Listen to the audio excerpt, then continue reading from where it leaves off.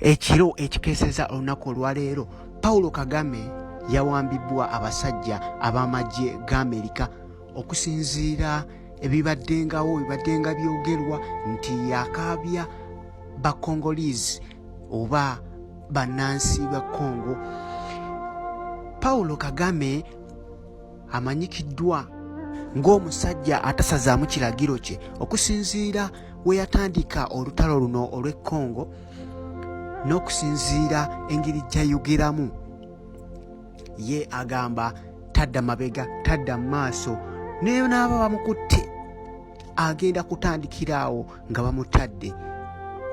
Paulo Kagame ono amanyikiddwa nga eggwanga lye erya Rwanda gy'alifuze ebbanga eddene. Paulo Kagame bamusanze mu maka ge oba White House e Rwanda, akwatiddwa ekiro ekikeesezza olunaku olwaleero. Amawulire gaffe gatulaga nti Paulo Kagame ono yabadde yeebase, n'asazibwako oba n'asaza abasajja ne bamugwako nga tategedde. Amagye ag'Amerika ne gamukwata ne gamutwala, agenda aweera ennembe n'emisango gye. Paulo Kagame amanyikiddwa nti be baalwana olutalo olwa Uganda okuleeta Mwami Museveni mu nsi eno oba mu bufuzi. Paulo Kagame ali mabega wa mitayimbwa. Bampita Proud Munnayuganda, nkomawo n'amawulire naye nga sinnagenda.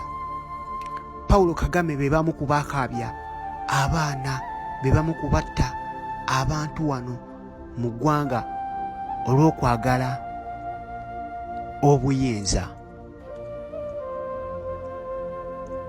Ate nga tewali buyinza, tewali nnyo kyamaanyi kye baakyusa ne Mwami Museveni. Museveni yayongera kutta bantu, ayongera kubonyaabonya bantu nga Paulo Kagame